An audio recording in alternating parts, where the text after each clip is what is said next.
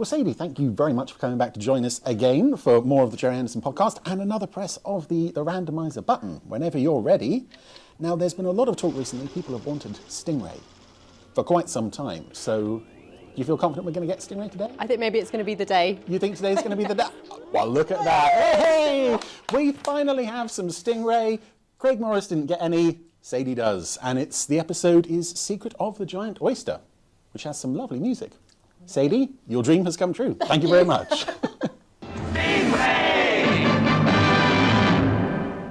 So, after a few weeks of everybody wanting Stingray, you would think there's a 60th anniversary on the horizon or something.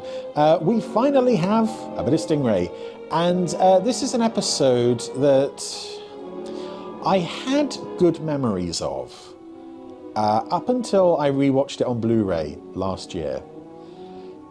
And now I have to say it's not one of my favourites, actually. This would be no picnic. Let's get... I think this is one of those episodes where... Yeah, well, we'll get into it. But I feel I should be honest and say up front, this is not a favourite. There are parts of this that I really love. You're hearing one of it now, in fact, the musical score for this episode. But it has to do a lot of heavy lifting. The score for this one, as we open with two pearl divers. How much fighting? Is this it? Entering a cave.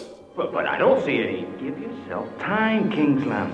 Kingsland and other guy, very slowly making their way through caves, stopping every so often to ask each other how much further. Yeah, this episode has a lot of underwater swimming footage, often involving people we don't know. So, straight away, it's not the most enthralling opening to an episode, even with the threat of a cave-in. What's that noise? But I said, there's an element that's doing a lot of heavy lifting in this episode, and that is the music. Because, yeah... There's not a whole lot going on in this episode. I feel so bad for going at an episode straight out the gate saying, actually, I don't kind of like this. But it was more the fact that I remembered it with such fondness, and then watching it again, it was something of a shock to realise, actually, I don't get much out of this one beyond, again, there's music and one or two interesting visuals. But we'll get into it. Maybe this time I'll go back to saying that I like it. It must be 20 foot across. Hey, let's go down there and take a closer look. Okay. But remember our air supply. We just got enough to return to the surface. Why did you not bring extra air tanks? Then you could spend more time down here. So there's a very big oyster. We gotta get it open. With lots of little oysters lined up around it. The shell to open on its own. And our air won't blast out. What if this baby has got a pile in it like the legend says? Let's just wait around and waste time. $1 million. More like 10 million. But we can't wait around to find out. If only we had more up-to-date breeding equipment. Yeah, I know. But right now, let's get back to the ship. Time's running out. Again, some nice visuals. I do like this stuff. Particularly this shot of Stingray coming up alongside. And the very jazzy music, which I think is composed for Raptures of the Deep rather than this episode. But I always like it when you see Stingray alongside more conventional maritime vehicles in this show. We be goners. Yeah. Now let's get back to the boat. Say, look. Ahoy there. This is Captain Troy Tempest, World Aquanaut Security Patrol. Identify yourselves. I'm Mike Bromley, and, Bromley. Kingsland. Okay. These waters are off limits. And it's interesting that David Graham is not using his villain voice yet. Off limits? What does he mean? Robert Easton is using one of his villainous voices. Guess we'd better do as he says, huh? Where you're taking us, Captain? But at the moment, Back to our base at Marine. the David Graham character sounds a bit more sympathetic than perhaps he deserves to, as we'll discover later in the story. Okay, start talking. I'm a busy man. But this is some prime Commander Shaw stuff here. Sir, me and Kingsland were investigating an old legend. I said make it brief. Yeah, okay. Well, this legend says that in a deep That's cavern... Brief! A fine shirt on the Kingsland puppet there. which the legend says contains a pearl worth maybe $10 million.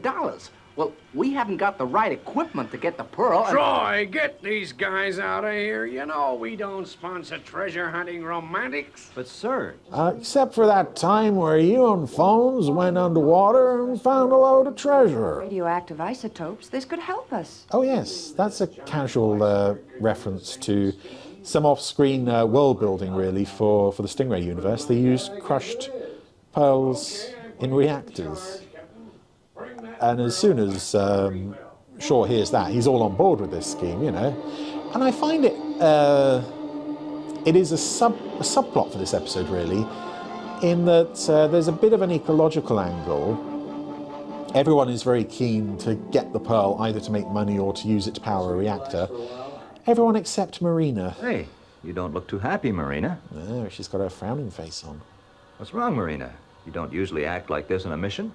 Don't you want us to go? You're normally the life and soul of the party. Oh, I love Marina's smiling face. What about the pearl? Well, maybe it's some sort of superstition in the sea. You know, about the pearl being a bad omen or something. Is that what you believe, Marina? Yeah. Phones understands We her. can't let superstitions worry us. We've got a job to do. You know that. Yeah, this is the woman who's got a curse put on her, isn't it? Yeah. A curse that says if she utters a word, someone she loves will die. Don't worry about curses, silly woman. We've got jobs to do. Oh, dear. So, Stingray has made the way to the cave with the giant oyster with the pearl. I like the way the models seem to stop and have a look at the cave and then You lead the way. cruise in for a landing. Take it easy. Yeah, good luck. I'm really rooting for you.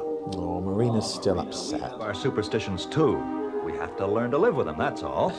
Like you have to live with your superstition of that curse thingy. Oh dear, poor Marina. She could just write it down. I mean, she can, I think she can write. Oh yeah, because she wrote that whole essay in Marina Speaks explaining her backstory. So, we're back in the underwater cave for some more swimming. Good stuff. Slow stuff. Again, it's lovely visuals. There were some interesting colours and angles. I like the way they sort of suggest that the cave is larger than it appears to be by putting more caveness around the edge of the frame and spraying all of this brightly coloured stuff about the place to suggest various bits of sea moss and life and so on. We can afford to now with the marine-built breathing equipment. Yeah. Yeah, we've been swimming for a whole 75 seconds. Guess you're not scared, huh? What do you mean? Why should I be? Well, I've been down here before. If I wanted to, I could get you lost and leave you. You'd never find me. Again, there's the slightly sinister tone in David Graham's voice creeping in here I'm in now. your hands, but I don't... Plus also the fact that Bromley is basically saying, hey, I'm a villain. You didn't know that, did you? Let's get going. Well, nothing suspicious in that little conversation. More slow motion swimming footage. Hey, take it easy along this stretch, Tempest. This part of the roof has a nasty habit of falling down. Yeah, go slowly. Last time. Great. That's all we need.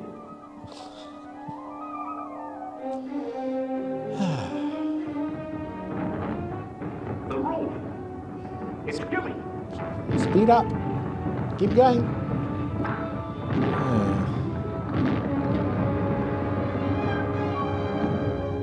Oh. So Bromley only just managed to avoid getting his skull caved in by some rocks. Luckily, Troy is there to drag him away from the danger before he gets completely squished.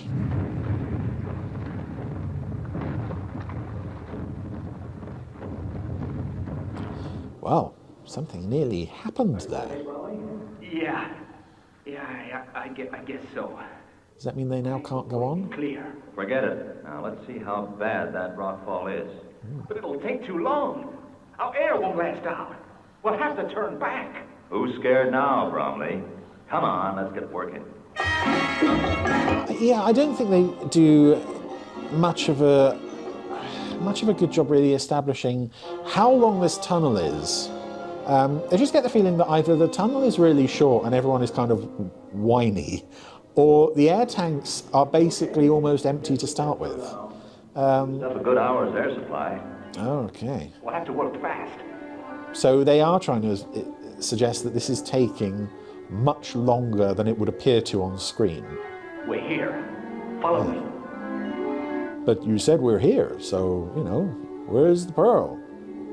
Yeah, I'm kind of glad we don't have to watch the whole journey because, to be honest, this stuff is tedious enough. But then, I love when Stingray builds up to revelations of something like this on the ocean floor by rising up some rocks first. They do it in the Big Gun as well. Fantastic. Yeah.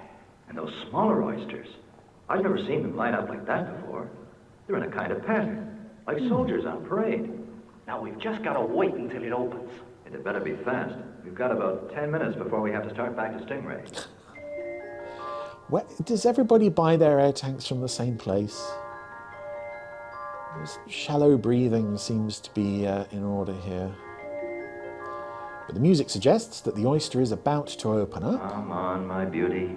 Open up. There we go. No, not yet. We've seen that shot of Bromley like 10 times already in this episode. How much longer, Tempest? We'll have to start moving in 5 minutes. Oh dear. That could probably sum up this episode. How much longer? We can't wait any longer. It'll be suicide. We'll give it a few more minutes. We can't give up now. We haven't got time. Let's go. Just a couple more minutes. Well, you can wait here if you like. I'm getting out of here. But we've come all this way. Oh well. We get to see every thrilling second of their journey back now. Nah, here we go. It's finally opening. Bromley, wait! And this music, I suddenly had the image of the end of Crater 101 in my mind with Linda Nolan. The rock. Ah, all's well that ends well. They should have been back by now. They won't have enough air. I'm going in after them. I was going to say that why don't they send Marina, but obviously she doesn't want to get involved with any of this pearl snatching that's going on. And I like the sadder tone to the music here as well. But I would also have to believe that, you know, superstition or no, if Phones felt Troy's life was in danger, Marina would be straight in there to assist. But no. So that just leaves her and Kingsland alone on Stingray.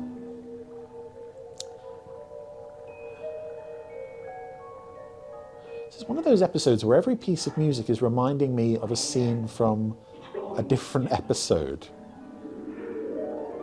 Bromley. Don't stop. You'll die.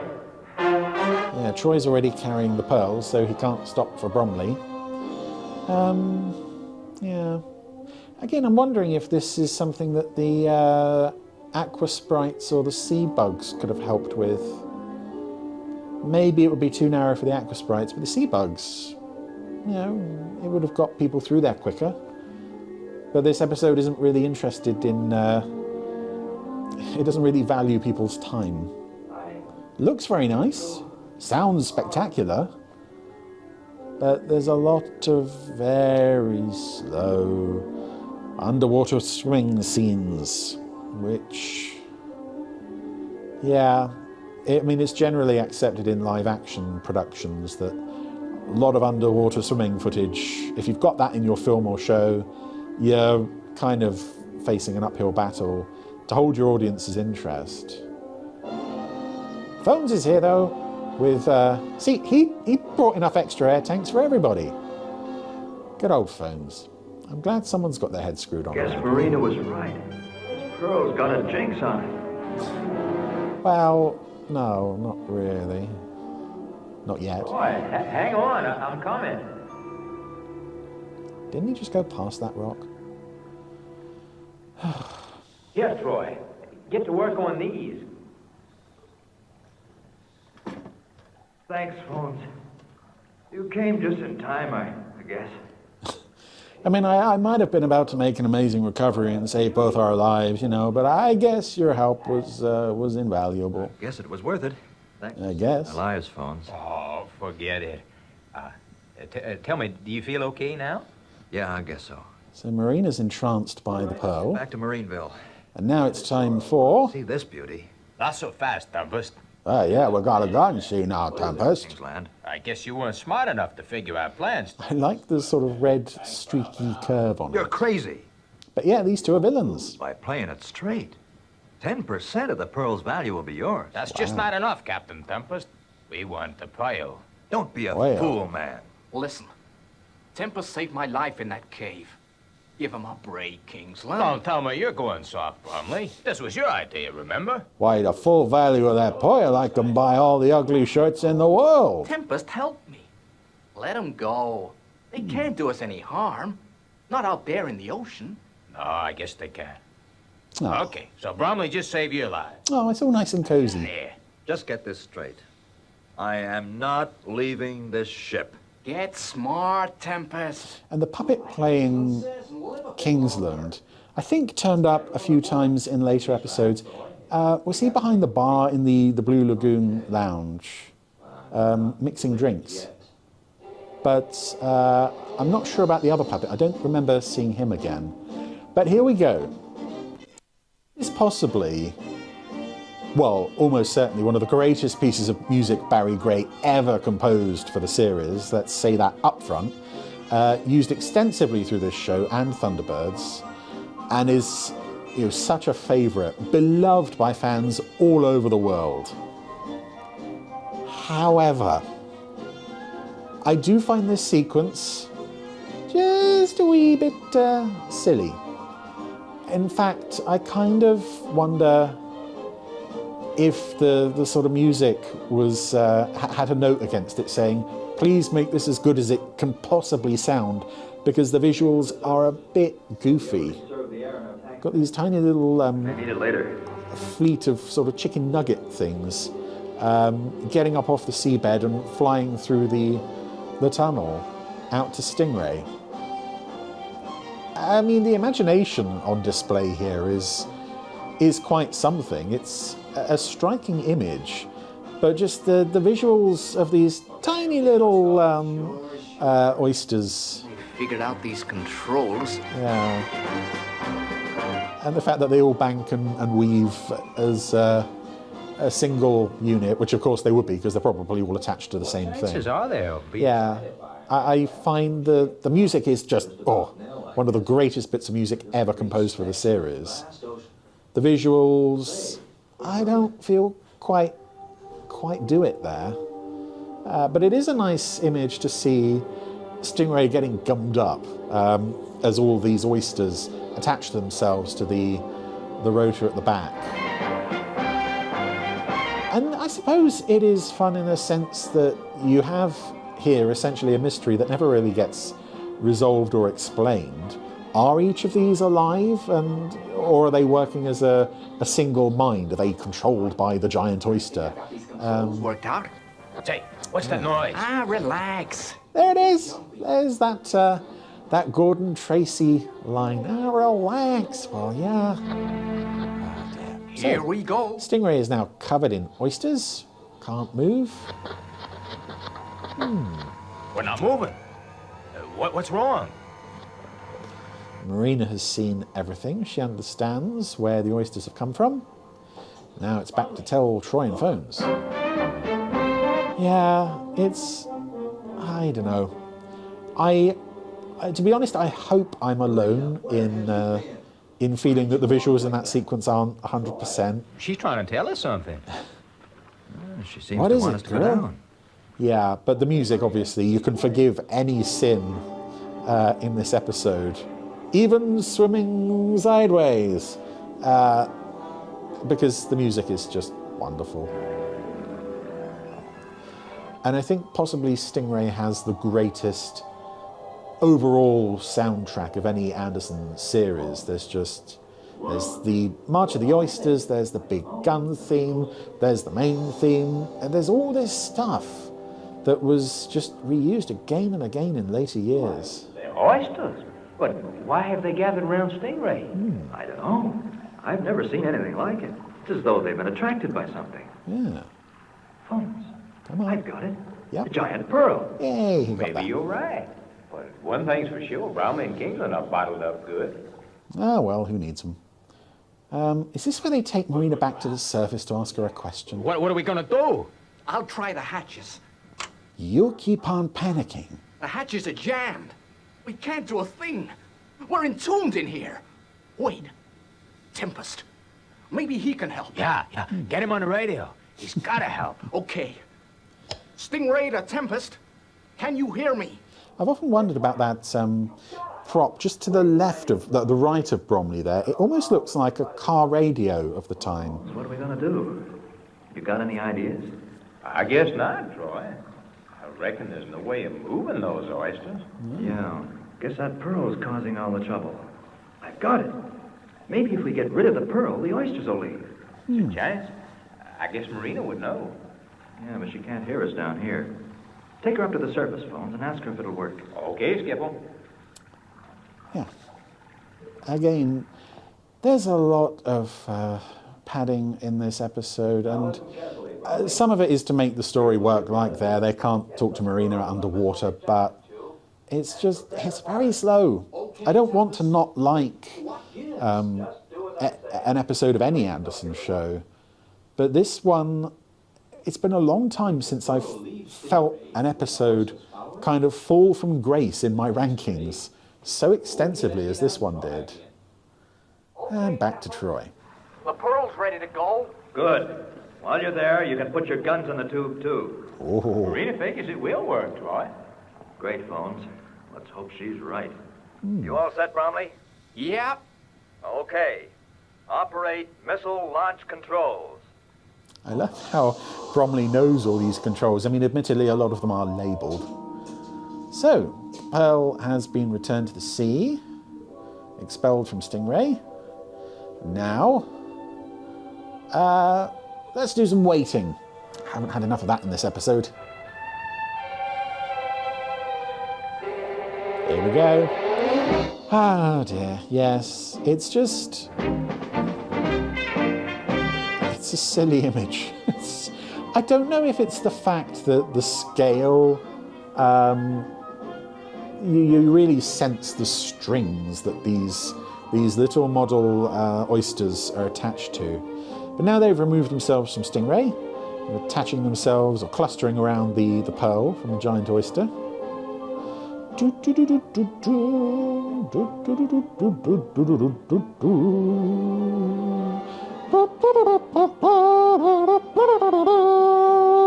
Yeah, what a thrill to hear that being played live at the Stand By for Action concert. I think it was also played at the Royal Festival Hall concert as well. Shoot us. Bromley stopped you shooting us, so I'll return the favor. Now we're quits. Yay! I'm taking you back to Marineville to spend a long time in jail. Tie them up, Marina. Marina? Marina! Marina's our designated tire-upper. But this is a lovely scene and a lovely way to end the episode. The music, the visuals, the character, it all works lovely here as Marina returns the pearl to the giant oyster, looks very happy about it. The pearl is back where it belongs and the oyster closes, and that closes out the episode. And yeah, that was Secret of the Giant Oyster. As I said, I remember it fondly as a kid, but I don't want to say it doesn't hold up, but it hasn't held its place in my rankings. I was really surprised watching this last year how much it just didn't click for me anymore. There is a lot of padding in this one. There is a lot of back and forth and coming and going that doesn't really amount to a whole lot. And to be honest, I kind of think the focus might be in the wrong place. I'm not that invested in the whole let's take the pearl away and we can use it in our nuclear reactors. But I do find that curse angle quite interesting, and the light focus on Marina. More of that would have been interesting. Perhaps if you'd replace the two pearl thieves with an alien race that could, you know, speak in a way that Marina can't. So, Secret of the Giant Oyster, it's not one of my favourites. It's very slow, very padded, but that wonderful incidental theme just saves the episode. Yep, wonderful music. Well done, Barry Gray.